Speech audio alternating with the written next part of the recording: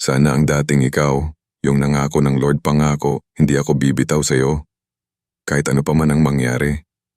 Grabe on fire talaga. Pero ngayon kamusta? Ang dating patay na pananampalataya ay ngayon ay patay na. Hindi na nag-church, hindi na excited magpunta ng prayer meeting. Nag-church nga pero parang para na lang sa attendance ang punta. Tinatamad na sa ministry ni God. O yung malala, wala na talaga. Pero I'm not here to judge you. I'm here to remind you na naiintindihan kita. Hindi ka nag-iisa. Kaya don't be too rough on yourself. Lahat tayo may cold season na dinaanan. Ang mawalan ng gana, kasi active ka sa church. Sa ministry nagpapagamit ka palagi. Pero bakit ikaw pa itong parang hindi binibless ni Lord? Nauunahanan na, napag-iwanan na.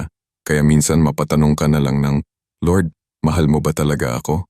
Alam mo, natanong ko rin yan dati sa kanya na ngayon ay pinagsisihan ko ng tudo kasi mali talaga. At ako na magsasabi, wag na wag mong i-question si God. Kasi yan ang pagsisihan mo ng tudong-tudo kapag hawak mo na ang pinag-pray mo. Again, I want to remind you, and we know that all things work together for good to them that love God, to them who are the called according to His purpose. Romans 8:28. Magpatuloy ka lang kapatid, lahat ng iyong bakit ngayon ay papalitan niya ng kaya pala soon, kaya kuma-faith ka ng sobra, ang luha ng sakit, pagod, pagkabigo, at marami pa ay hindi maikukumpara sa parating na luha ng tagumpay. At ikaw na mismo ang babagsak ng kusa sa sobrang bigat ng kabutihan niya. Kasi kahit sa kabila ng pagkukulang, higit, umaapaw, sobrang sobra pa rin ang binigay niya sa'yo.